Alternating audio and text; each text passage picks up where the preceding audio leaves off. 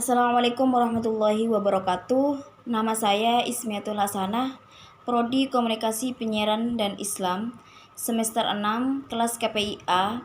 Di sini saya mendapatkan tugas dari Bapak Taufikur Rahman. Sekarang kami ini dari kelompok 6, saya sendiri dengan Zuhal Murniati. Materi yang akan kami presentasikan pada kali ini yaitu tentang telekomunikasi dan jaringan. Nah, di sini langsung saja saya akan menjelaskan tentang komponen-komponen teknologi jaringan telekomunikasi. Yang mana komponen-komponen teknologi jaringan telekomunikasi ini ada beberapa bagian. Yang pertama, komponen sistem telekomunikasi. Nah, pada komponen telekomunikasi ini juga ada beberapa bagian-bagian penting. Yang pertama adalah komputer, yang mana komputer ini yaitu untuk mengolah informasi. Yang kedua, terminal yang memantau peralatan input atau output untuk mengirim dan menerima data. Jadi pada saat kita akan mengirim dan menerima data, yang memantau peralatan input output kita ini adalah yaitu ada wadahnya yang disebut dengan terminal. Selanjutnya adalah saluran komunikasi.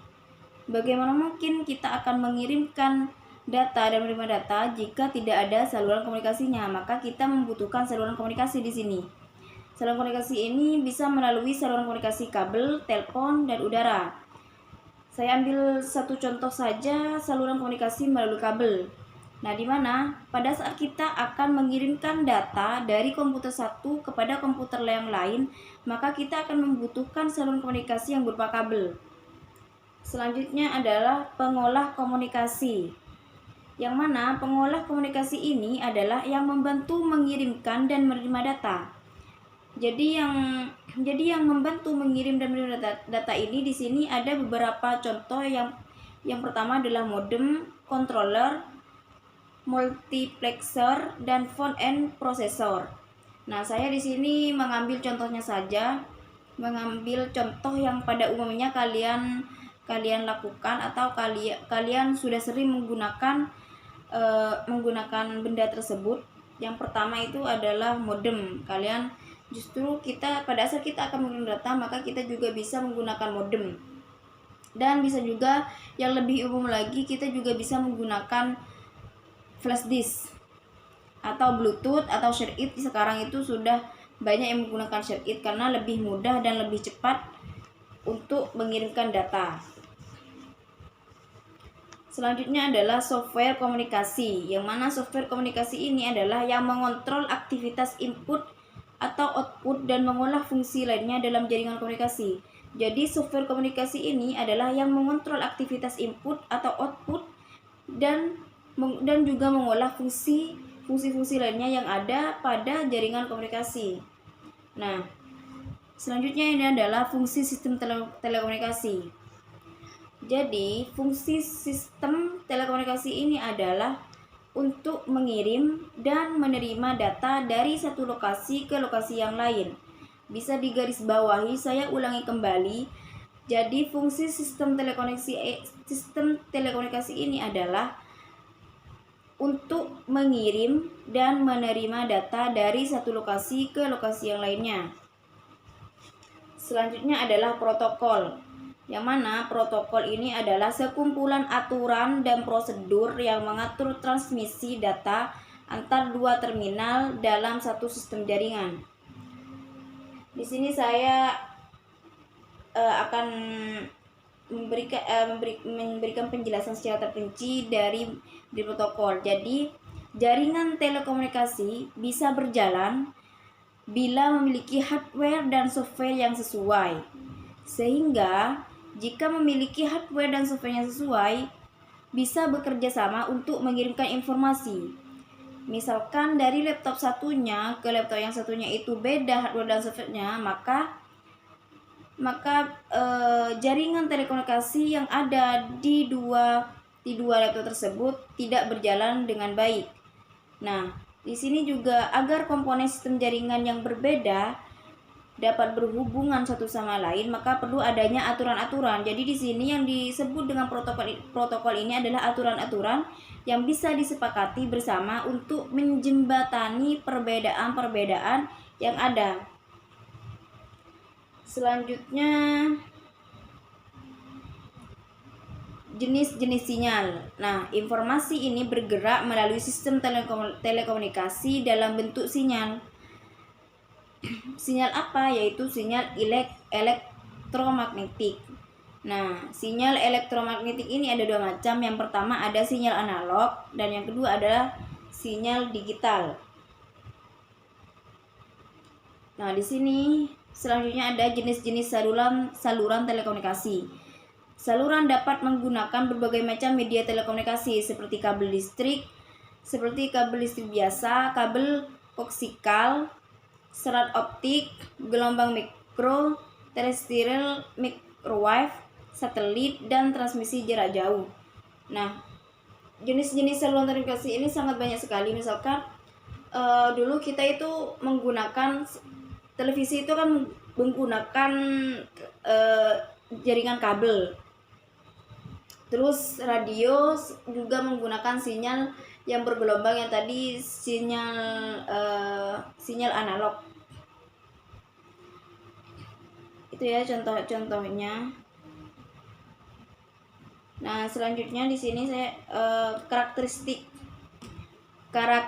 saluran komunikasi. Jadi, karakteristik saluran komunikasi ini yang membantu efisiensi dan kemampuan sistem telekomunikasi. Karakteristik ini termasuk kecepatan pengirim data, mode pengirim dan arah pengiriman.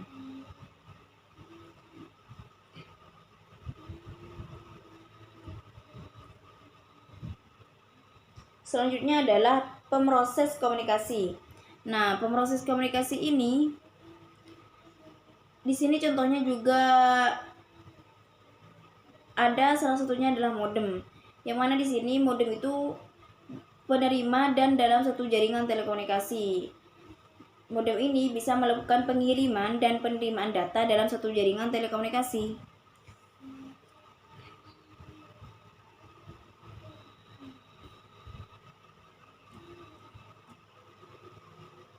Sekarang saya akan menjelaskan tentang aplikasi telekomunikasi. Langsung saja saya akan menjelaskan ada beberapa macam-macam aplikasi komunikasi. Nah, di sini saya langsung kepada contoh macam-macam aplikasi ini. Banyak sekali aplikasi yang kita gunakan saat ini, itu banyak sekali.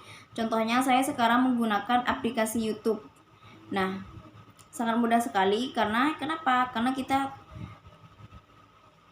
menggunakan aplikasi telekomunikasi ini ada banyak sekali aplikasi-aplikasi yang kita gunakan. Nah, di sini macam-macam aplikasi komunikasi. Yang pertama adalah aplikasi skip, di mana jenisnya itu jenis data, suara, pesan, video. Jadi, di aplikasi skip ini program komunikasi yang merupakan program bebas bertujuan menyediakan saran komunikasi yang murah berbasiskan internet untuk semua belahan dunia. Jadi, aplikasi skip ini menggunakan data. Di dalamnya itu ada suara, pesan, video. Jadi kita bisa mengirim pesan bervideo, terus mengirim voice dan lain-lain seperti itu. Selanjutnya adalah Gmail. Nah, Gmail ini jenis data. Menggunakan data, gambar, dokumen, audio. Nah, pada saat kita akan mengirimkan suatu file melewati email, melewati Gmail ini berupa dokumen dan audio juga bisa. Nah, aplikasi ini, Gmail ini mengaplikasikan teknologi pencarian Google yang memudahkan penggunanya mencari sesuatu dari email mereka. Gmail juga menampilkan iklan yang didasarkan dari email yang diterima pengguna dan hanya diperlihatkan ke pengguna Gmail dan tidak dikirimkan ke alamat eksternal. Kan ada tuh ya, misalkan kita membuka aplikasi Gmail, jadi kita tuh terkadang ada iklan-iklan yang muncul di halaman-halaman Gmail kita, di halaman maksudnya ada iklan lah yang muncul. Selanjutnya WhatsApp. Nah, WhatsApp ini sudah banyak sekali yang menggunakan aplikasi WhatsApp. Kenapa? Karena selain saat kita mengirim pesan dengan sangat mudah, mengirim voice, video, bahkan kita juga bisa mengirim data dan lain sebagainya. Kita sangat dipermudahkan dengan aplikasi WhatsApp. Nah, jenis-jenis WhatsApp ini jenis-jenis data, teks berupa teks, video, gambar, audio, suara, dokumen, location, kontak. Kemudian aplikasi WhatsApp ini tidak memerlukan login dan loading kontak avatar sehingga dapat menghemat penggunaan bandwidth. Jadi kita sangat mudah sekali jika kita menggunakan aplikasi WhatsApp ini, sangat mudah sekali tanpa kita harus login dulu. Kita langsung dapat membukanya. Misal kita beda dengan aplikasi Facebook, kita akan harus memasukkan nomor telepon kita lalu password. Beda ya. Selanjutnya ini adalah aplikasi Kaskus, yang mana ini aplikasi ini berguna untuk forum jual beli. Kaskus ini adalah forum diskusi dan jual beli terbesar di Indonesia. Kita dapat menggunakan Kaskus untuk mencari informasi, pengetahuan, bergabung dengan komunitas baru, hingga jual beli segala jenis barang dan jasa dengan harga terbaik. Forum diskusi Kaskus kerap memberikan informasi yang tidak dapat ditemukan di portal-portal berita lain. Di Kaskus juga tercipta jargon dan istilah-istilah yang khas. Ini sudah sangat jelas ya, karena saya tidak menggunakan aplikasi ini karena saya belum membutuhkan aplikasi ini. Selanjutnya yaitu Facebook. Nah, jenis-jenis data dari Facebook ini masuk pada jenis data yang berupa gambar dan video. Jadi kegunaan Facebook ini berupa gambar dan video. Terus kita juga bisa chattingan, bisa live juga di aplikasi ini. Nah, di mana Facebook ini pesan yang disampaikan tidak hanya untuk satu orang saja, namun bisa berbagai banyak orang. Contoh pesan melalui internet. Jadi kita juga bisa menyaksikan story yang ada di Facebook itu tidak hanya bersama teman-teman kita, bisa juga dengan orang di luar negeri atau pokoknya ini mendunia. Selanjutnya adalah Google Drive, yang mana di sini Google Drive ini gunanya untuk ada video, dokumen, message, foto. Nah, kita dapat menyimpan dan mengedit foto sesuai selera tanpa takut hilang. Jadi di sini ada aplikasi Google Drive. Selanjutnya adalah Instagram. Nah, Instagram ini ada aplikasi berupa gambar, pesan, video. Nah, kita itu dapat memotong foto menjadi persegi sehingga terlihat seperti kamera Kodak Instamatic dan Polaroid. Terus juga bisa men-share foto. Saya kira kalian sudah paham dengan aplikasi-aplikasi yang mungkin kalian sudah banyak mengetahui dan menggunakannya.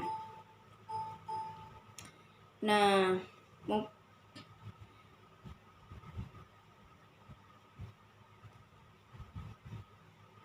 mungkin hanya ini yang dapat saya sampaikan buat kalian, buat teman-teman sekalian. Mohon maaf apabila ini sudah terus gambarnya agak bureng-bureng.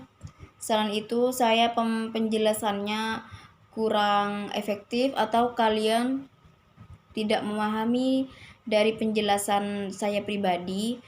Besok kita bisa berdiskusi lanjutan dari presentasi saya kali ini. Mungkin kalian ada hal yang ingin ditanyakan, bisa ditanyakan besok atau chat saya pribadi.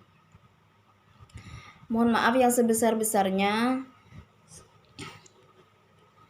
Saya merasa banyak hal kekurangan atau kesalahan-kesalahan kata yang dari tadi saya itu belepotan, bicaranya kurang cepat penjelasannya. Jadi mohon maaf perhatiannya untuk teman-teman sekalian. Assalamualaikum warahmatullahi wabarakatuh.